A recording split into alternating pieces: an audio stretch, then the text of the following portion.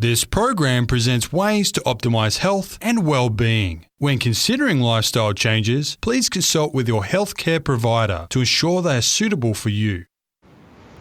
Hello and welcome. I'm Kaysie Vokurka. The 19th century poet Emily Dickinson once wrote, "The brain is deeper than the sea." Over 160 years later, this picture couldn't be more true. It seems that the more we know about the brain, the more there is to learn about it.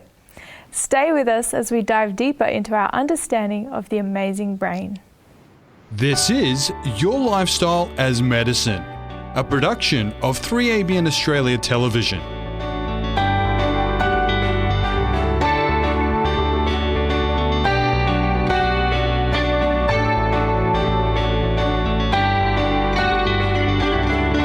On this program, we explore ways that you can shape your lifestyle as medicine. Today, we are going to learn more about the brain, and I'm so glad you've joined us because we are once again speaking with health psychologist Jenifer Skues. Jenifer, welcome. It's so good to have you with us again. Thank you. I really enjoy doing programs and teaching, so I'm very happy to be here. Good. We are very happy to have you and very happy for all that you have been sharing with us over the past number of programs. And the last number of episodes, we are really focusing on the emotions and the emotional part of our brain. But I think today we're going to go a bit broader than that. Is that correct? That's correct. We're going to not just look at the brain, we're going to see how it connects to the body as well. Interesting. So can you share with us a little bit more about other aspects of the brain to give us some context? Okay. Well, last time I did use this map of the brain, and you can see, hang on, I have to put it in vision. What have I done there? It's okay. So here you can see we have this area here, the neocortex, which is the part of the brain that you're sitting here listening to me. And then we have different parts of the brain that we're not conscious of, that are run in bands across in the back. And these include muscle coordination, touch, the visual area, and of course our auditory area as well. So, but it's really that this part of the brain we're interested in, because that's your conscious awareness, and that's joined by a bundle of nerves called the corpus callosum, which fits between here, and it connects left and right brain.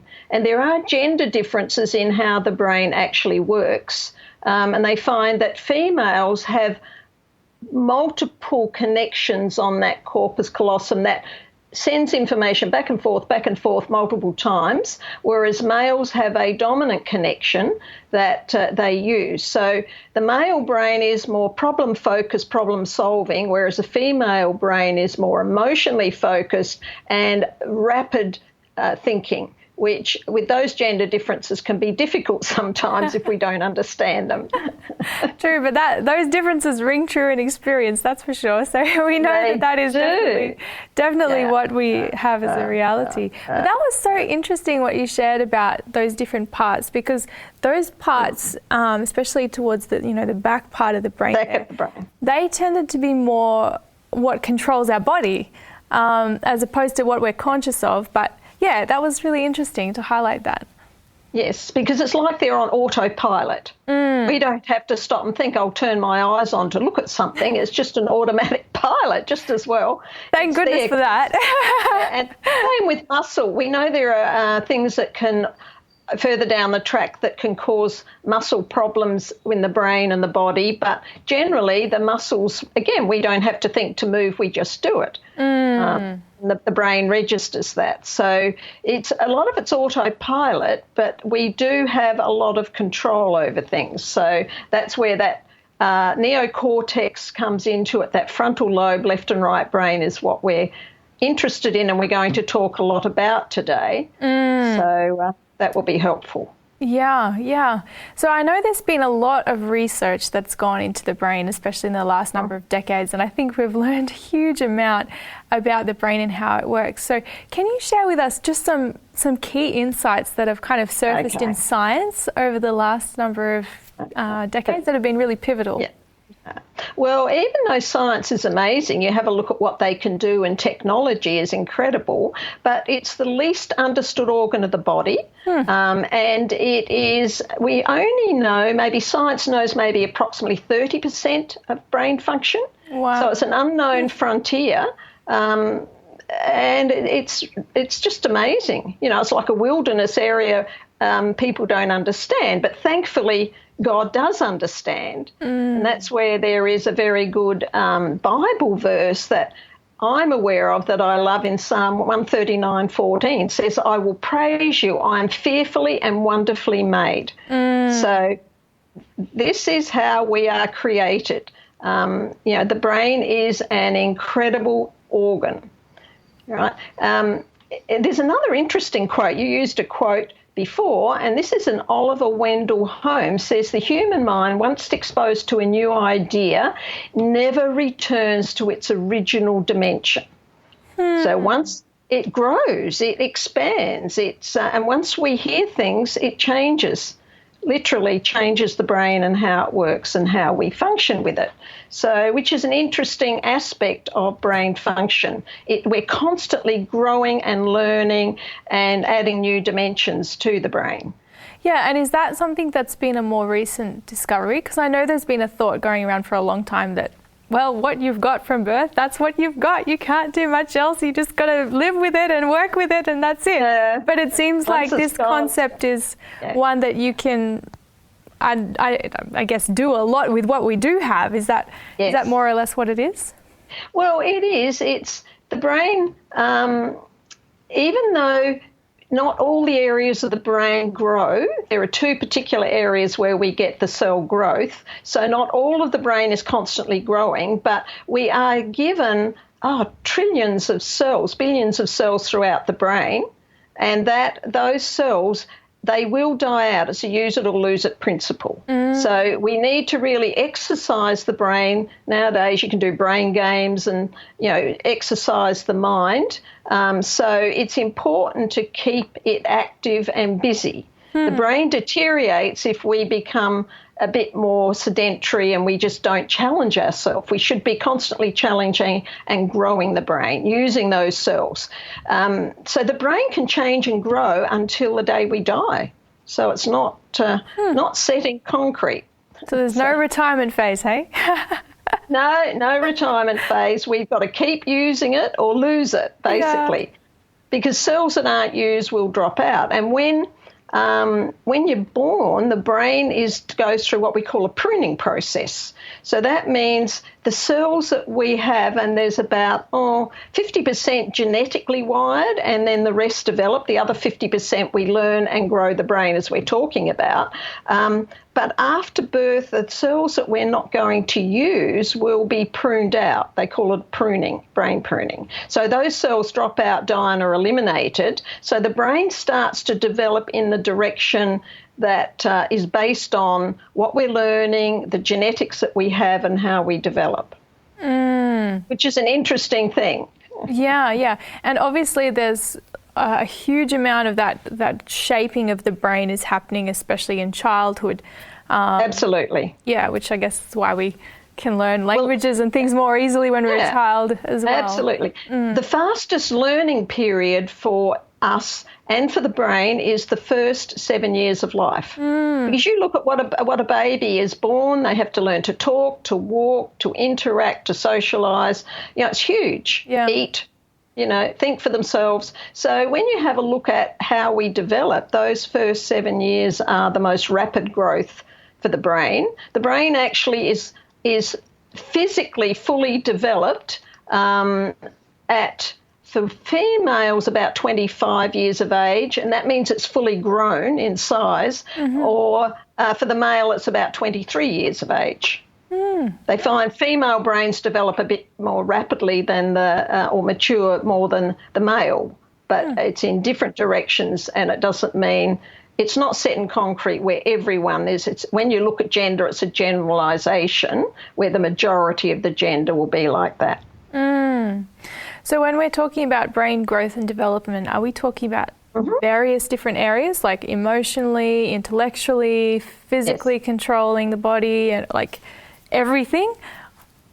I think it's the whole package that we have to work with. And this is why when we talk about lifestyle that helps brain development, like activity versus being sedentary is essential for brain growth. The lifestyle habits we have all challenge the brain. Children learn at a rapid age and they pick it up so quickly. What's the first thing they learn is how to say no, not how to say yes. They model from parents and, so we've got to be careful how we educate and, raise our children on that level. But this is where I think it's an exciting journey because of the unknown frontier factor of the brain. You can always learn something. I often go online and have a look and see what latest research is and how that's developing. The most important, because it's an organ of adaptation, it's built on experience. Even though we have a genetic factor, doesn't mean the genes will be activated. The way we think will activate or deactivate the gene pool, whether it be positives or negatives. So that's when we're looking more at that brain-body connection. We'll talk about that a bit more. But about 70% of the brain structure is added after birth. So what is there is then built on and the structure develops. It's actually the last organ of the body to mature. Wow. So the brain is growing and maturing, not just in size, but also, and you think, well, do we all have a mature brain? Sometimes I wonder how mature my brain is. So it's a bit of a question there. Yeah, I mean, I guess as you say, all of us have really come through different experiences of life, haven't we? Yes. And that we have. really does shape who we are, and I guess the good news is that we all have potential to grow and develop even more fully. So that's absolutely encouraging. We should be getting wiser as we get older. I guess that's the intention, isn't it? You look at it. Yeah. But if we're not, then we're going the wrong direction. What are we learning or not learning? And certainly this is where we know with wisdom it's God's grace. God gives us wisdom if we ask for it, but we have to use it, because even with God, it's what he gives us. If we don't use it, we lose it. So it's a matter of working with that. Yeah. So are there some other interesting insights of science that have come through? Okay, well, that frontal lobe, that left-right brain and the connections is the seat of all consciousness. That 1/3 is the computer that runs everything. Even though, and it's like in any computer, you have background programs running. And that's some of the parts of the brain we talked about were on autopilot. The muscles, the eyes, the touch, the visuals. They're the autopilot at the back of the brain that is operational. We don't have to stop because it's about survival. If those things don't work, we can't survive. And the brain is about survival, but it's that first third of the brain that runs the show. And if something happens to that, people have an accident and brain damage and it doesn't respond or recover, then, of course, we end up with taking them off of life support. The brain can be become a vegetable, basically. And then they can't think, survive, the brain will shut things down. So we really need to look after our brain. It actually floats in a fluid-type substance. And when we have to really protect the brain, because when we actually hit the head, or we have a whiplash, or someone hits us, like particularly in sports, and that's a concern, because the brain will then move forward. It pushes forward rapidly and hits that frontal temple, and it causes damage. It bruises and damages the brain. So we really need to see our brain as a valuable commodity that we need to look after in every possible way. Yeah. So it's something to remember. The other thing that's interesting, the brain is the source of thought, but science doesn't know or understand where that source comes from. So it's one of those unknown frontiers. And we never stop thinking. The brain will think, even when we're asleep, the subconscious brain, which is part of the thought process, is highly active. Hence we have dreams or awareness at times of what's happening in our sleep cycle, if that makes sense. Yeah. the other thing about the brain science has also found that when the brain knows how it works, in other words, what I teach people and help them with about the brain, and this is today, people listening to this, the brain will work a lot smarter. So once we actually put information and we teach people how to use the brain and the mind, it will take that information and it will put it on auto, and you'll work a lot smarter. That's right. It changes the brain forever. So this education process of what we're talking about here is going to be beneficial. Absolutely. It's going to help people have a smarter brain. That's awesome. You know? Yeah. And I encourage people to do research. There's wonderful books on the brain. The Bible has a lot to say about the brain and our emotions and, working with the brain or the mind, like to have the mind of Christ. So do a study on what does that mean? What sort of mind did he have? Because he had a perfect mind. He used it perfectly. So this is where we can follow those principles. The other thing brain scientists have found is that the brain doesn't like being broken. Okay, so what it does, it constantly repairs, cleans up and renews itself. And this repair work is particularly at night. So what's happening at night is when we sleep. This is why sleep is essential. A deep sleep, that fourth stage of sleep, is a major repairer. And the brain has a lot of proteins, and during the day with stress and wear and tear and all that's going on, the environment, those protein chains break down.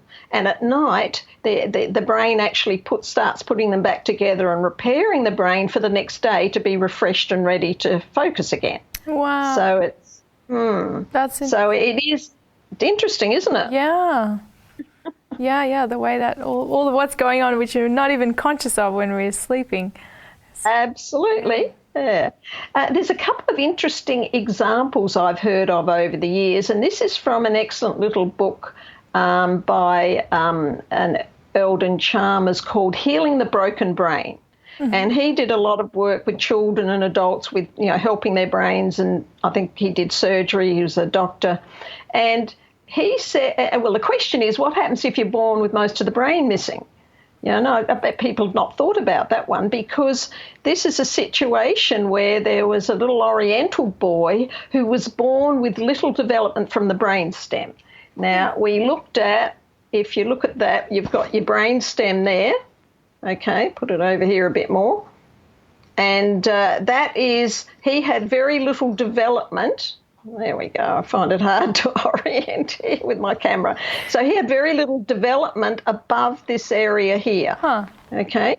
So that meant he had probably a cluster of cells attached to the brain stem, but there was no formed brain as such. Wow. Now, that's pretty incredible, isn't it? Now, he couldn't hear, see, or do anything. He could only lie there paralysed because the brain was missing. It wasn't there. And so his mother, the doctor said, take him home, he'll just be a vegetable, look after him in bed till he passes away. They didn't think he'd live long.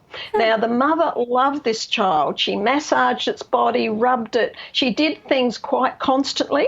She supported his body, his little body, to get him to move legs, and she'd move the legs and get him to do things to help him eventually crawl. And she also played beautiful music and made beautiful sounds for him. So she was appealing to the visuals, the body, those parts of the brain that weren't developed. And what happened, that stimulation started the brainstem developing a whole mass of what they call astrocytes, which are the brain cells. Wow. So what happened, so what it was releasing was that nerve growth factor and the chemicals and that. So new brain pathways and connections developed. Isn't that amazing? Amazing. So he had started with new chemicals, enzymes, electrical impulses go through the brain. So his brain, that was released, and he eventually used his limbs, his eyes, and his hearing. So he did develop, and they did scans on his brain when he was born, but also when it developed, and they found the brain was developing visually. They could see it. So that to me is amazing. So we think, once that happens, there's no hope. So the brain constantly grows and develops. There's a lot we can do. And we've got healthy, or so supposedly healthy brains or intact brains. So imagine what we can do if we work smarter and learn things and, do things that develop skills. At any age, it doesn't matter. Try something new because it challenges the brain to grow and develop like this little boy. Wow, so, that's an incredible story because to think that so much function could develop from none just because of the stimulus that was put in there. Like, that's amazing. And I guess that's very interesting because we're going to talk a bit about how the brain is controlling the body, but that was an example where what she was doing with the body was influencing the brain to grow. It's highlighting that there's this two-way connection here. So tell us a bit more about how the brain is connected with the body and how it controls the body. Okay. Well, there is another good example which probably is related to what your question is, because you can be born with only left or right brain, one side of the brain. And also there are people who've had to have, because of cancer, have had half the brain surgically removed. And what scientists have found, or doctors have found, that when that happens, what the brain does, whatever side's left, if the left side is left, it starts to rewire itself for both left and right brain. Or the right brain rewires itself to operate as left and right brain. So isn't that incredible that the brain will do that? I mean, it's a smart organ. It knows what to do. That's very resilient. So it puts in all the pathways. Yeah. And this is a story of a lady in her early 20s. And see, this is the brain-body thing again. Now, most of the right brain had been surgically removed, and that included her musical brain, because it's part of the brain that has humour, music, all those different aspects. Now, surgeons thought she'd be paralysed and bedridden for the rest of her life. Again, that's their prognosis. But she insisted on learning the piano. And she actually, with determination, and this is the key, and focused effort, she rewired the brain, because the brain can rewire what's not there if you lose it. Right? Now, you have a look at someone who has a stroke and cannot work with speech, for example. The speech centre is destroyed. The brain will actually, if we get them to mimic words and do speech therapy, the brain will develop, because it's already had that function, it will redevelop it in another area of the brain. It will rewire the speech factor. So even though it's been lost originally, the brain can actually put it back in again if you challenge it to do that. Right, so this is why we do rehab for things, because it gets the brain to challenge with the body and the brain. It works really well. So we must never give up on that we can't. Because I can't do that. Well, give it a go, because it's not about perfection. It's about give it a go, because you might find you actually with determination, effort, and doing things, you can learn a lot more than you think you can. Wow, it really helps our life. So challenging the brain then is. It's really a good thing, isn't it? Essential. It is. The brain also stores information in the 5 senses, okay? And those are a 5 sense around video. So your video in your brain isn't just like TV, sight and sound, like we're doing now. It's actually sight, sound, touch, taste and smell. And those senses, any one of them can be triggered, and it brings up a memory. And we did talk a bit about that's an emotional memory, but it can also bring up the memory of event. You say, oh, that smell, I remember when I was in Asia, and so we can actually recall the event, but it's triggered by walking by an Asian shop and there's a particular herb or something that they smell. So you can see how the brain, I mean, you look at the possibilities once the brain's done in the 5 senses, and any of those senses can be activated to trigger memories and reactions. It's a pretty, when you look at the logistics of that, it's a huge, lots of possibilities there. So, and the other thing with that, I watched a video years ago on how they operate on the brain. They actually remove the skull of the brain. The brain doesn't have pain receptors. So the person is awake when they do this operation, and they, of course, have a screen that the person can't see what's going on and they're not feeling anything. And they use a little electric probe to actually have a look and find the area of the brain that they need to remove, because they don't want to damage any other part of the brain. And they found when they started to do this, the person had experiences. They actually triggered those 5 senses, and some people could smell roses that weren't in the room. Some heard classical music or music. Some had visual scenes of childhood or memories, and they were only lying there with no sense of anything happening to the brain. So they found the parts of the brain that actually store those memories that we recall. That's the video player. Wow. So I thought that was amazing. Yeah, I was fascinated with that one. So it's before we start to talk about, because this is about programming the brain, and this is the neuroplasticity. Yes. We sort of referred to that a little bit earlier. So the brain is neuroplastic and it will continue to grow constantly, right? It's a complex organ that we need to be active to develop the actual brain cells, to be able to, we can make them and store them. Exercise, lifestyle, joy, pleasures, all the things we do can grow the brain. So I encourage people to really work at growing the brain, having more memory cells every morning, get out in the fresh air, the sunshine. A walk will do it. A short walk will grow the brain. And then we've got more brain to work with. So it's... That's pretty cool when you think about it like that. It certainly is. There's a lot that we can do.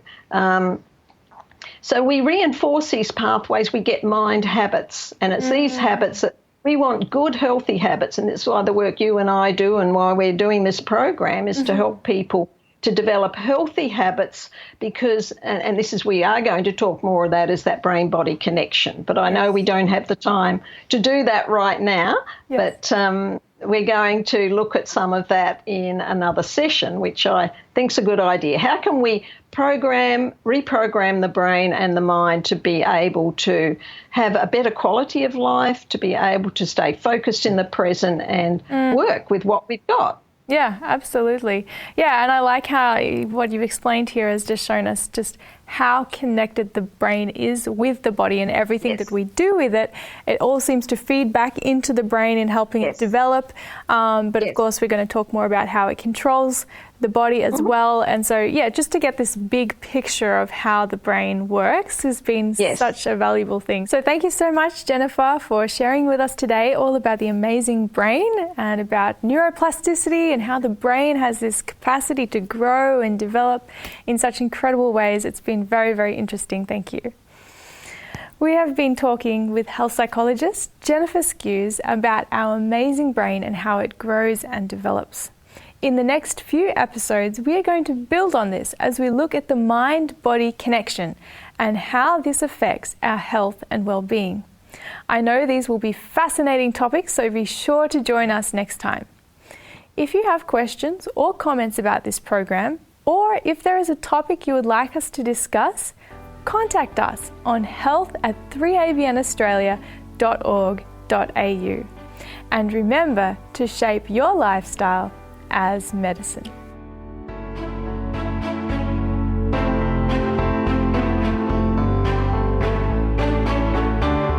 You've been listening to Your Lifestyle as Medicine, a production of 3ABN Australia Television.